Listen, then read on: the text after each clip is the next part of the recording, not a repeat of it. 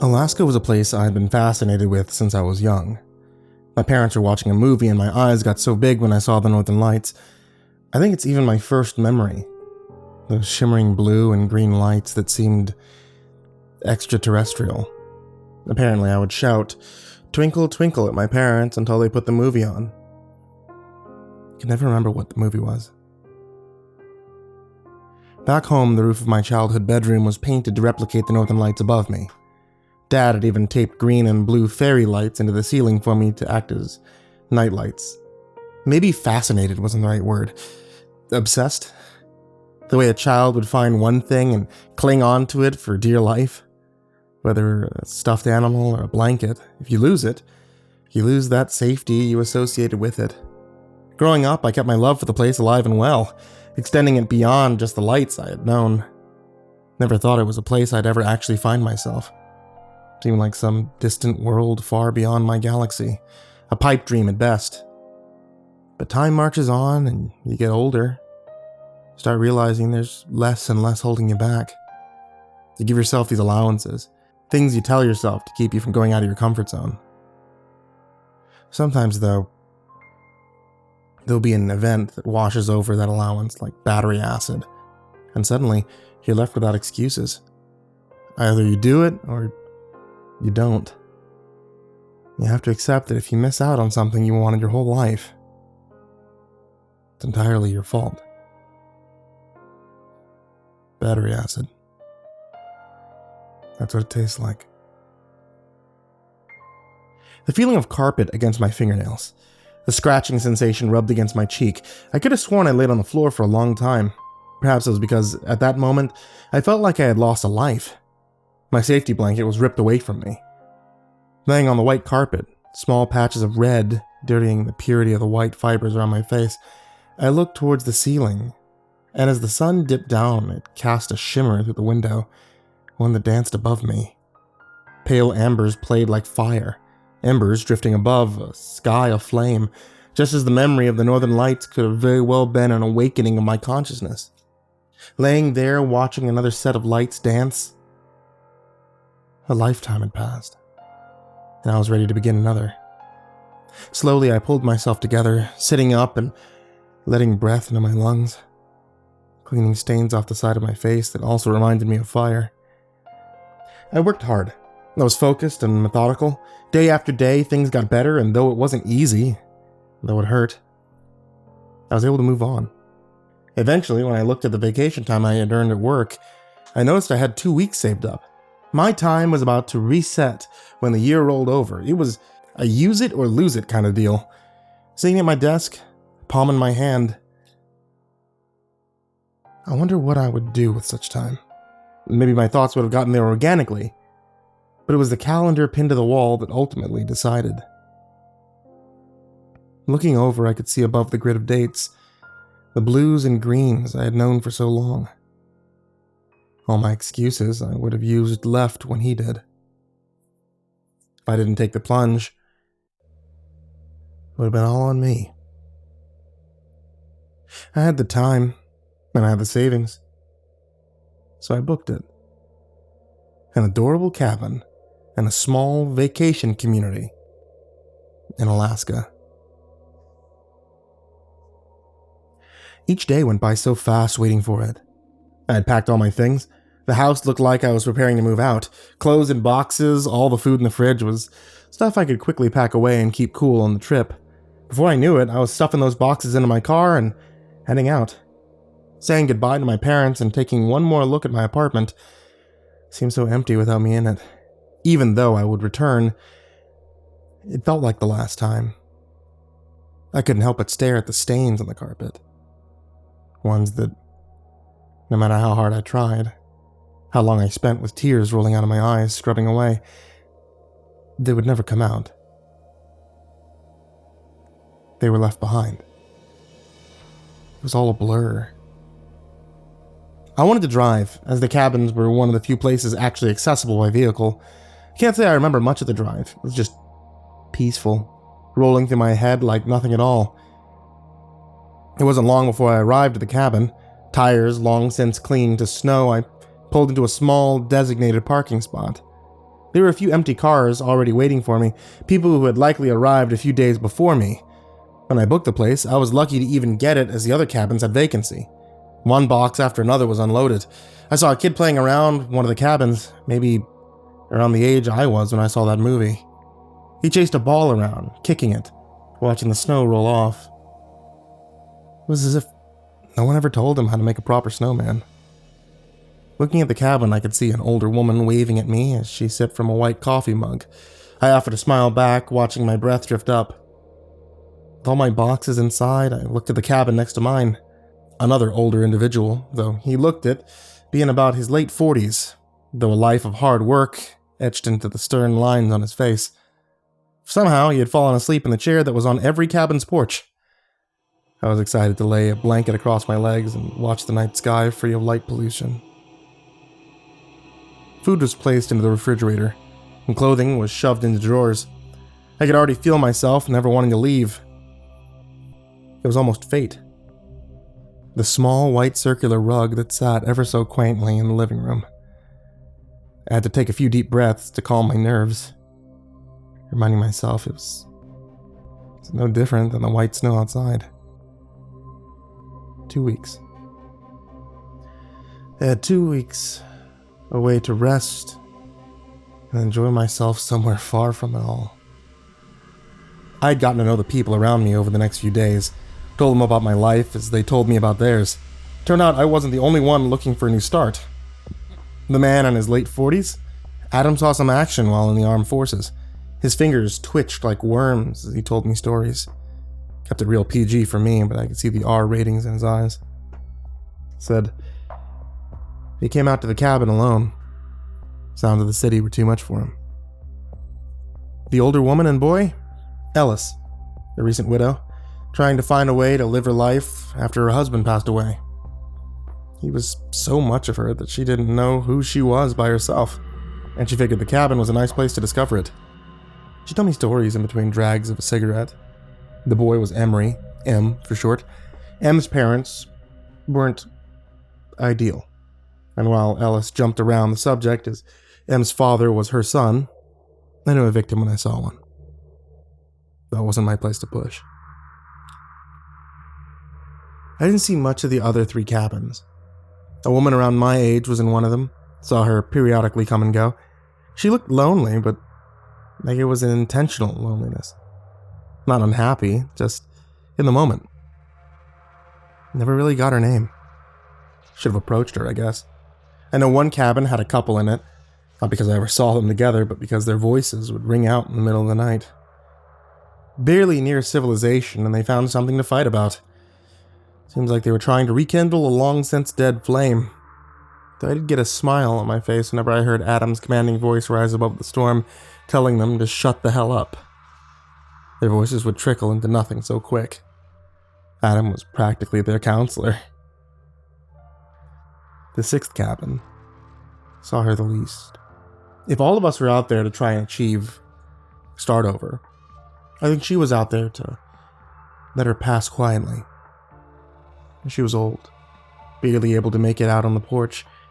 She seemed so sweet whenever we caught glances of her, though her fire was a waning one. A lot of us would interact and coexist, and I suddenly found myself wanting to never leave. It wasn't until the 8th day after my arrival that I heard a subtle knocking at my door. I was in the middle of preparing for bed when the sound echoed through my cabin.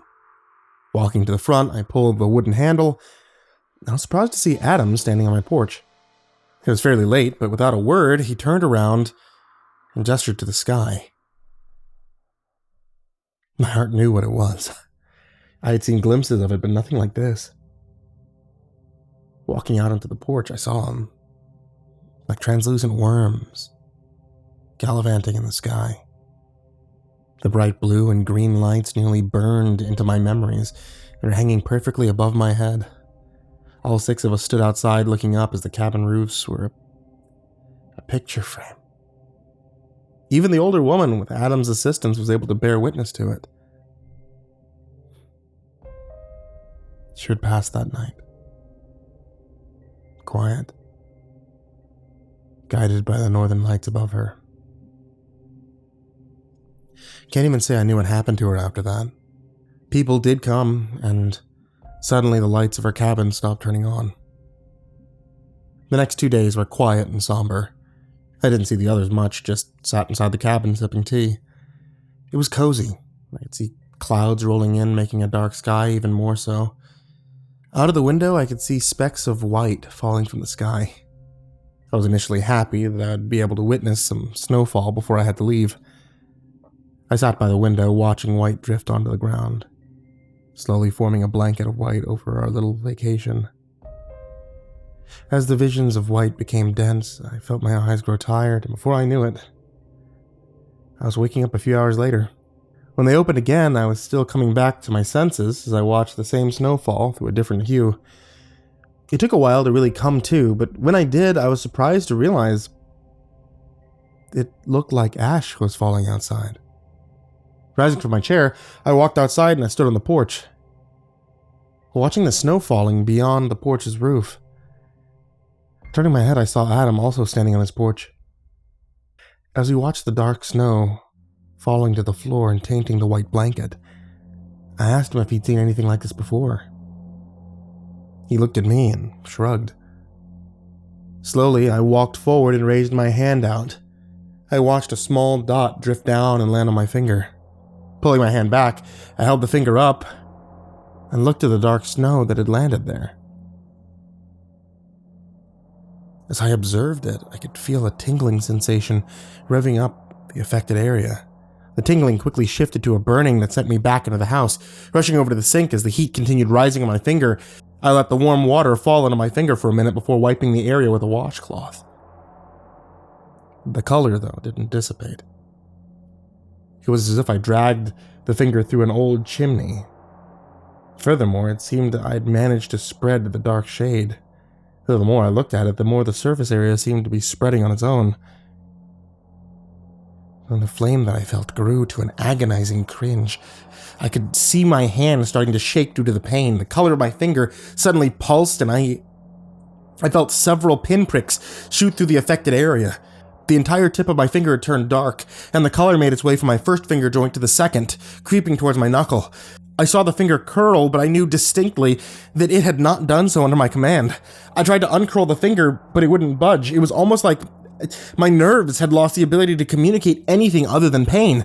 A pain that grew by the minute. I didn't know what to do or how to stop the creeping dark snow from reaching the rest of my hand. Watching my finger uncurl itself made it feel alien.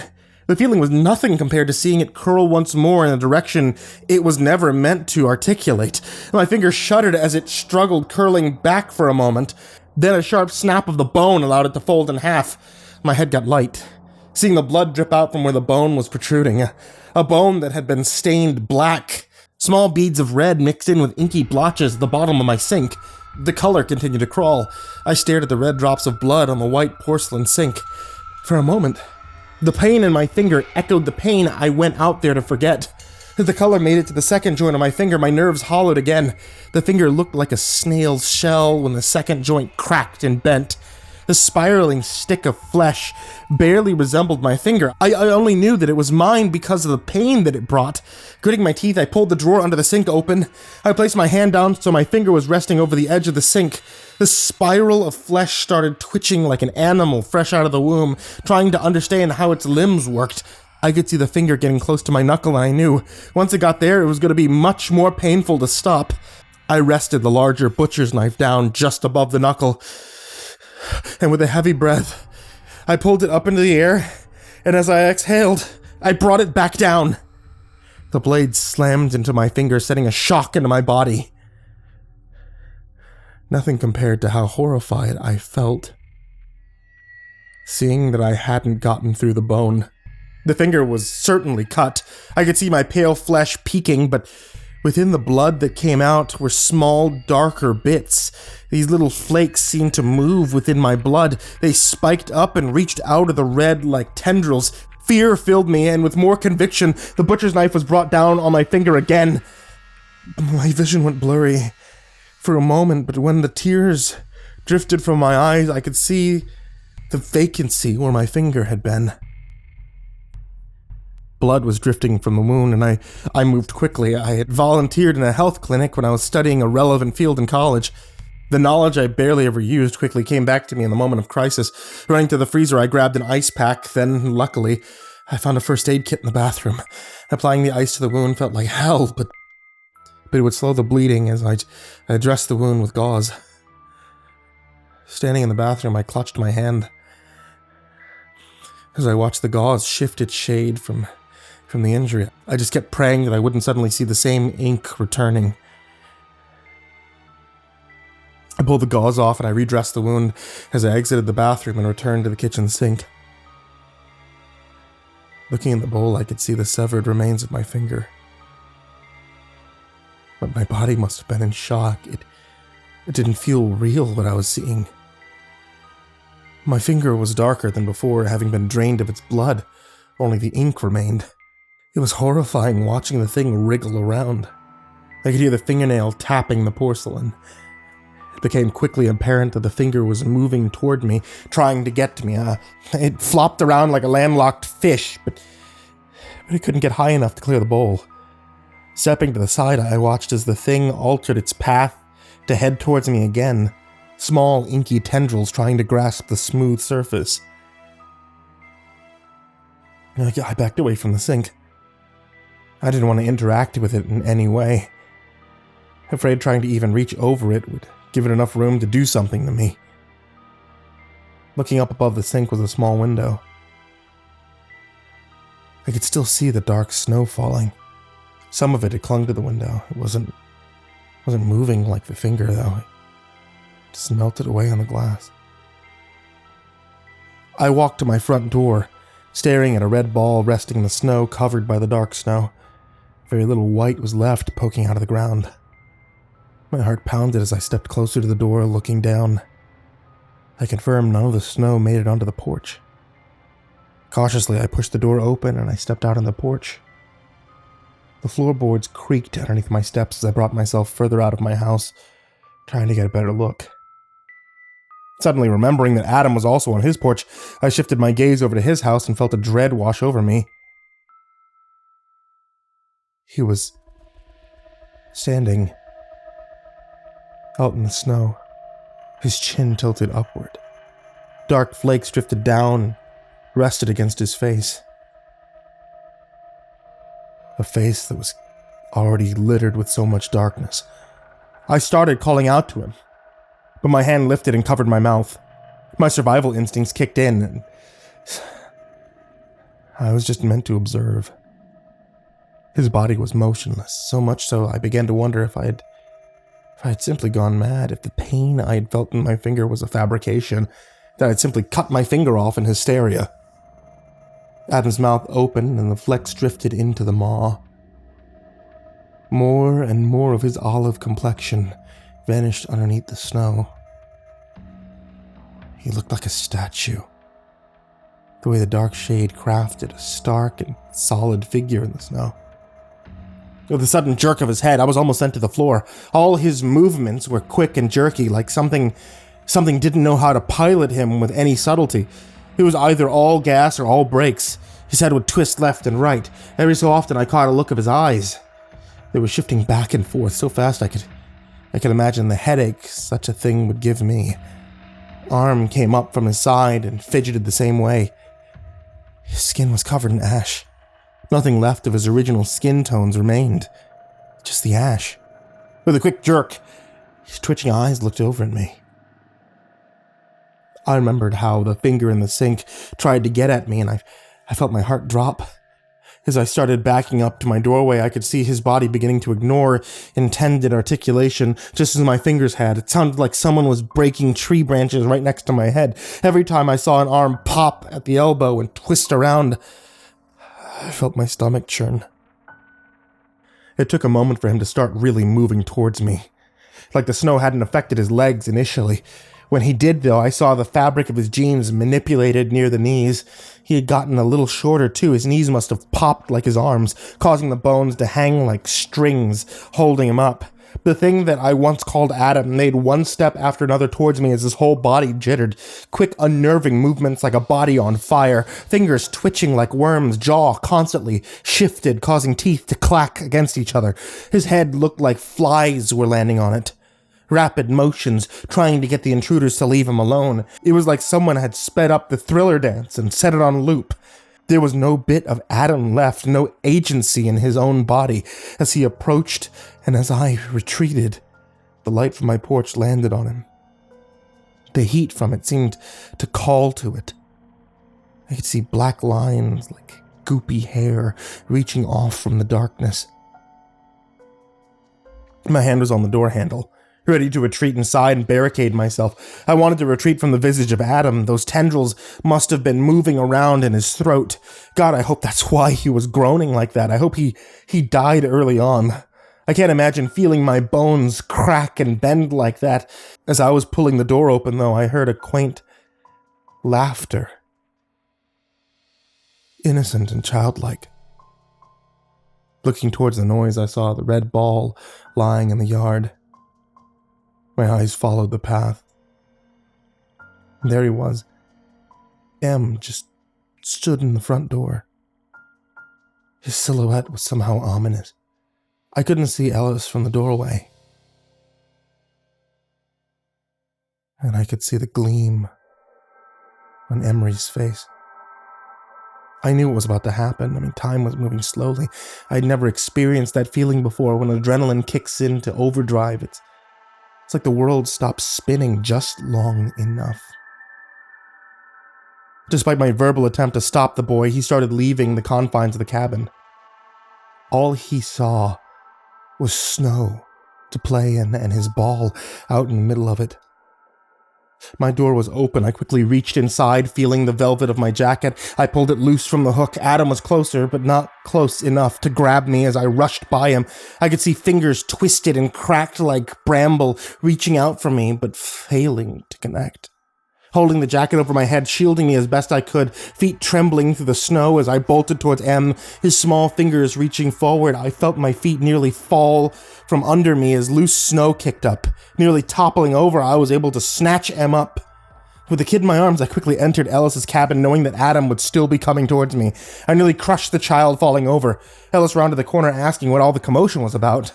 I must have looked insane, asking her to check the child for any spots where the snow had gotten on him.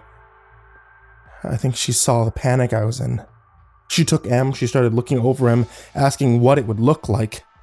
When I described what I had seen to her, she did a double take. She told me that my face had a dark spot on it.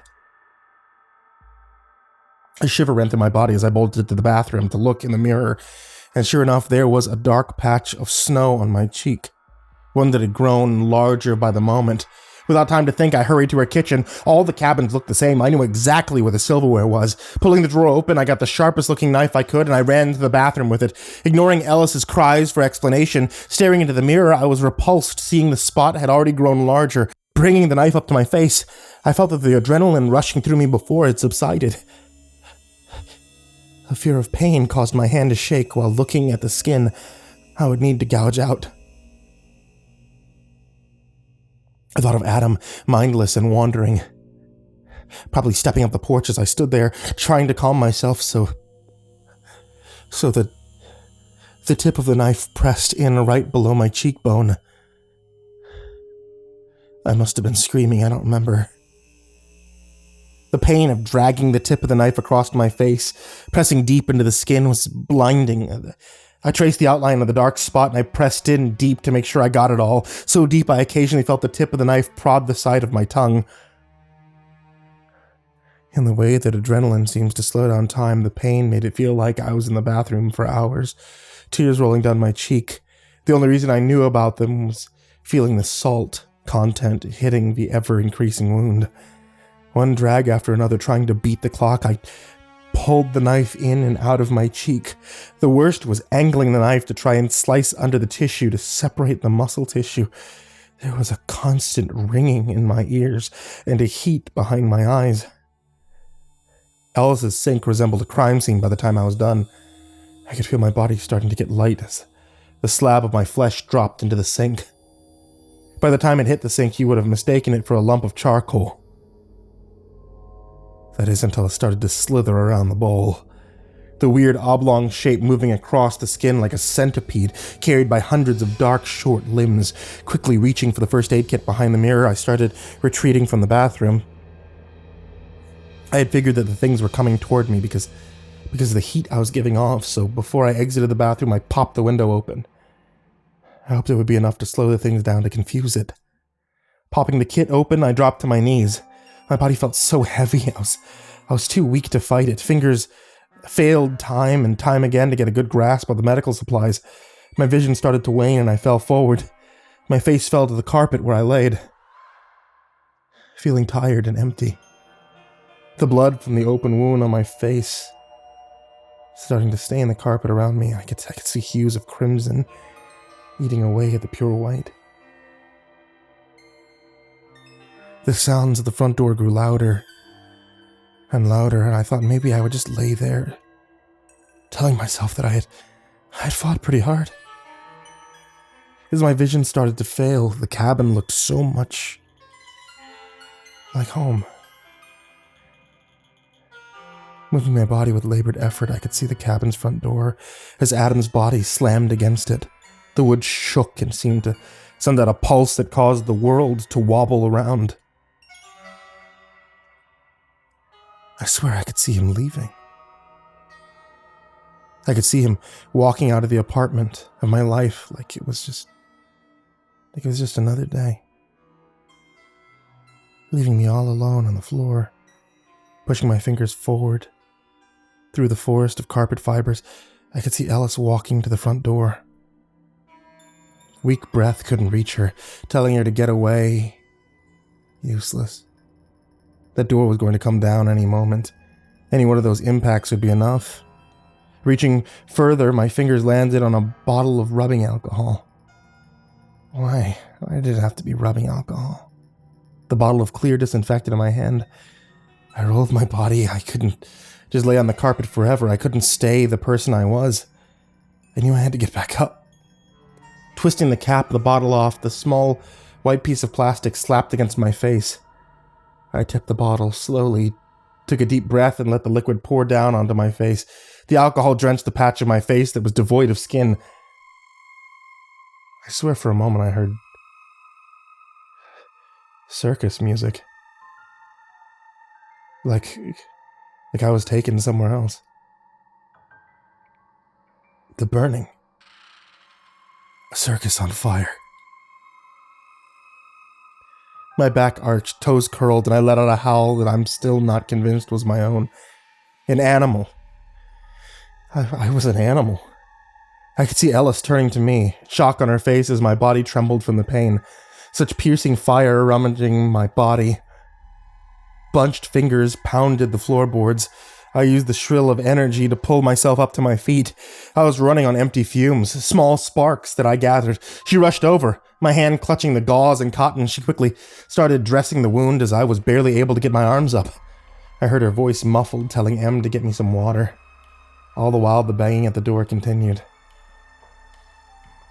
Then, the windows. I could see their faces pressed against the glass. The couple. The girl.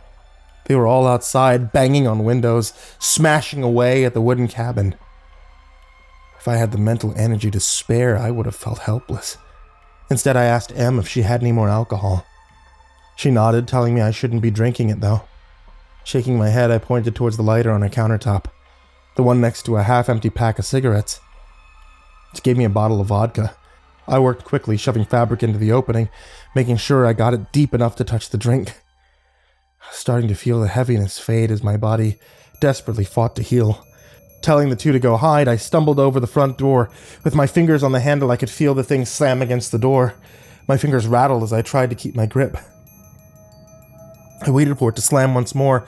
When it did, I swung the door open, using the momentum the thing had gotten from bouncing against the door. I shot my foot forward. It was weak, but enough to send Adam tumbling backwards. His body was... It was... nothing like before. It was as if his frame was melting, His limbs were almost unrecognizable. Bones had cracked and arms and legs no longer had structure. The thing was a mass of black wires tugging and ripping skin soaked in oil. It fell backwards like a drunk, flailing noodle limbs and rolling its head around, no vertebrae to speak of. The kick, however, also sent me to the floor. I kept a tight grip on the bottle and the lighter, though, and so I placed a flame onto the fabric, watched it light. A few breaths to steel myself as I let the bottle fly. It went just far enough, smashing against the wooden porch across from me. My cabin. The fire started immediately, the alcohol overcoming the rag on impact. Using my foot, I quickly kicked the door shut and I backed away. Ellis and Em ran over to me as my head got light. I laid back, imagining all my stuff in the cabin going up in flames. Ellis told me the things stopped hitting the house. They were drawn to the burning cabin. It worked, but I knew. I knew eventually that cabin was going to burn out. The thought horrified me, but I couldn't keep my eyes open any longer. I guess I just drifted off. It was a pounding at the door that woke me. I don't know how long I was out, but I felt fear spike within me, shredding my lungs. The banging got louder and louder. I told Ellis to get me a knife, but as she started to move, the door finally gave way and sprung open. I immediately saw the dark person standing in the doorway, but it was just a person. Someone in a dark padded suit. They looked ready to try and stifle a riot, their face hidden behind a dark mask, not one bit of their skin exposed. He was talking on the radio, telling someone that he found 3 more. He was holding onto what I recognized as a flamethrower, a massive silver propane tank. Lit flame ready to release any more. Even more so, I could see the light behind him. Streams of fire reaching out and torching the snow-infected creatures. 2 people rushed in behind the one reporting. They were wearing thinner armor, resembled hazmat suits as opposed to the battle-ready gear. They barely talked to us, instead looking us over, presumably for dark spots. One of them took a good hard look at my wounds before applying more care than I had. And then they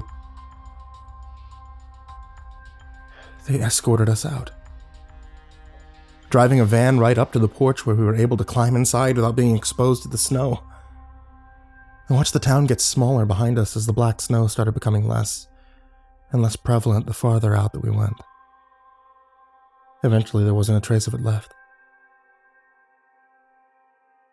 The ride was quiet other than M's occasional questions or crying.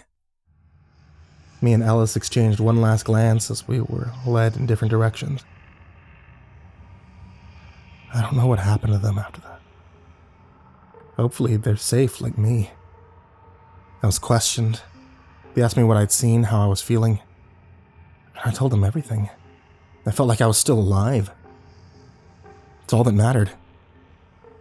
I don't even know much about what happened or who came to save us. They explained it was some abnormal parasite that was pulled into the clouds during evaporation. And I felt like a lie, though. A cute, simple answer. Any questions I had pressing the matter were stonewalled. A lot of their words amounted to, "You're lucky you're allowed to leave." I did see they had patches on them, ones that said AECB. But I don't know anything more than that. I haven't been able to find anything online about them. There's something odd about things today. They just let me go. There are a million more bizarre stories out there. No one's just going to start believing all of them. You don't need to shut people up when they sound like they're out of their minds, I guess, but I have more clarity now than I ever have. My apartment's empty now. I've got a new place. Somewhere cold. Somewhere I can watch the snow fall. Somewhere I can truly rebuild. And find out who I really am.